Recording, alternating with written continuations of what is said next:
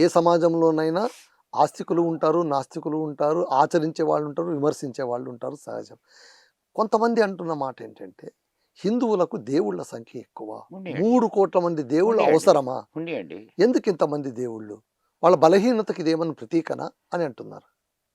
అది బలహీనత కావచ్చు, స్ట్రెంగ్త్ కావచ్చు. ఉమ్, అదే అదే స్ట్రెంగ్త్ కూడా. ఇన్ని సంవత్సరాలు అది బ్రతికుండడానికి ఇక్కడ ఉండేటటువంటి ఇక్కడికి విదేశాల నుంచి తీసుకురాబడ్డటువంటి వాళ్ళు బతికి ఉండడానికి, మీరు బాగా గట్టిగా చెప్తున్నా ఇది, విదేశాల నుంచి దేవుళ్ళని తీసుకొని వచ్చి ఈ దేశంలోకి దింపారు కదా, వాళ్ళు బతికి ఉండడానికి కారణం కూడా ఈ విశాలత్వమే. టాలరెన్స్. టాలరెన్స్ కాదు, అది విశాలత్వం. టాలరెన్స్ అంటే మళ్ళా పరమత సహనం అది. సహనం సహనం కాదది, ఈ ధర్మంలో ఉన్న విశాలత్వం. ఈ దేశంలో రాజులు దుర్మార్గులు మనకి దోచుకోవడానికి వచ్చినటువంటి తురకలు మాత్రం గొప్ప సంస్కృతిని మనకి ఇచ్చారు. నేను అప్పుడప్పుడు వింటుంటా, ఏమిచ్చారయ్యా వాళ్ళు అంటే, బిర్యానీ ఇచ్చారు కదండి.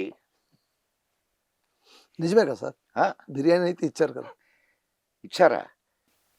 ఎక్కడి నుంచి వచ్చారు సార్ వాళ్ళు? ఎక్కడి నుంచి వచ్చారు చెప్పండి నాకు కొంచెం. చెప్పండి సార్. ఎడారి ప్రాంతాల నుంచి వచ్చారు. అవును.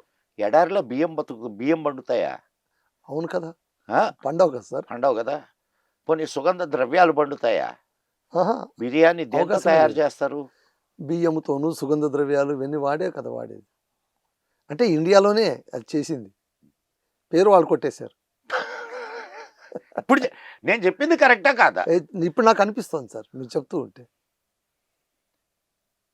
అదేదో ఎక్కడి నుంచో మనం ఇంపోర్ట్ చేసుకున్నట్టు మన ఫీలింగు.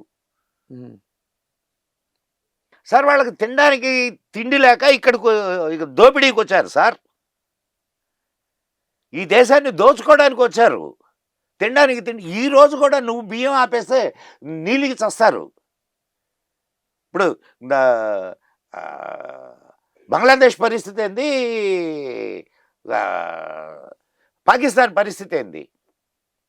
మొన్న ఒక సమయంలో ఇక్కడి నుంచి ఉత్పత్తుల్ని పంపించడం ఆపేశారు మా గవర్నమెంట్. మళ్ళా కాళ్ళబేరానికి వచ్చి బాబు బాబు బాబు.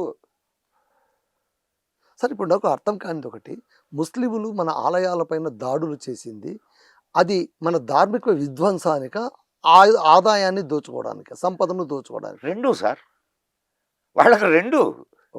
బుత్పరస్తి అంటారు, అంటే విగ్రహారాధన. అవును, విగ్రహారాధన వాళ్ళకి ఇది కాదు, కూడదు. ఆ పేరుతో దోచుకోవాలా. ఇక్కడ ఆలయాల్లో విపరీతమైనటువంటి ధనం ఉండేది. అవును, నేను ఇందాక చెప్పాను కదా సోమనాథ ఆలయం. అవును, సోమనాథ ఆలయాన్ని దోచుకొని 300 ఒంటెల మీద 300 ఒంటెల మీద సంపదను తీసుకుపోయారు. నేను చెప్పడంలో ఇది చరిత్ర చెప్తుంది.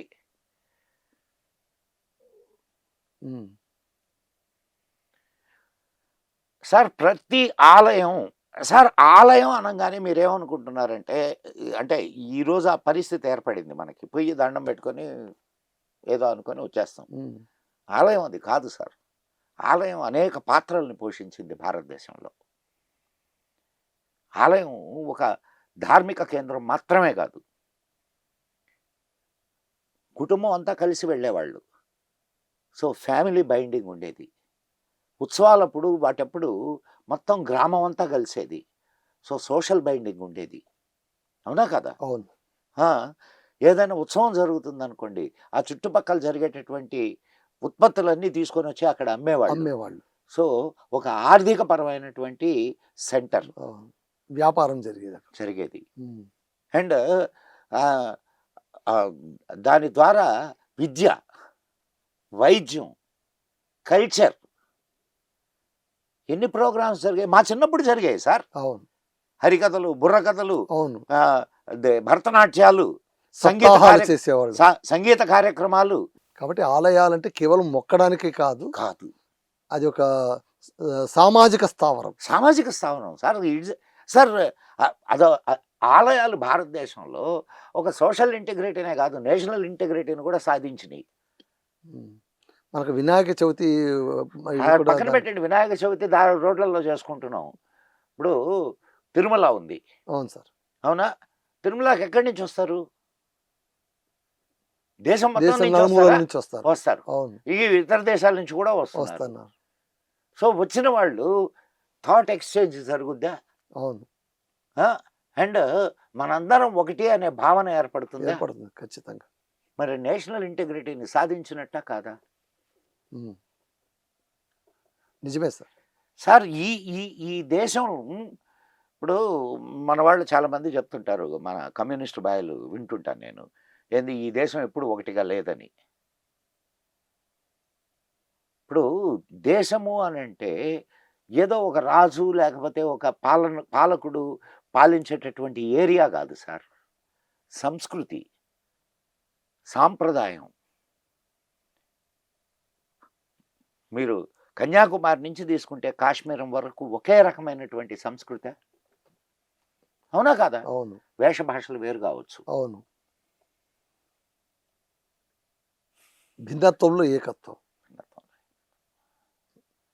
ఇప్పుడు నేను రోజు ఇంట్లో సంకల్పం చేసుకుంటాను. సంకల్పం చేసుకునేటప్పుడు ఏం చెప్తాను? సంకల్పంలో నేనున్న ప్రదేశాన్ని చెప్తాను. Addressing the place.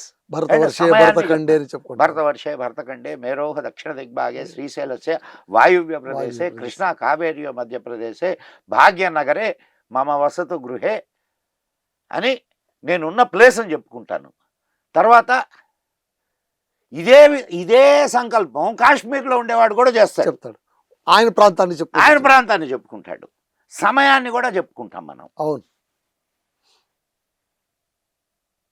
సో ఇవన్నీ మీకు భిన్నాలుగా కనిపించిన అండర్లైన్గా ఒక థ్రెడ్ వీటన్నిటిని కలిపి ఉంచడం మీకు కనిపించడం లేదా? Correct sir. ఒక ఏకసూత్రం కనిపిస్తుంది కదా.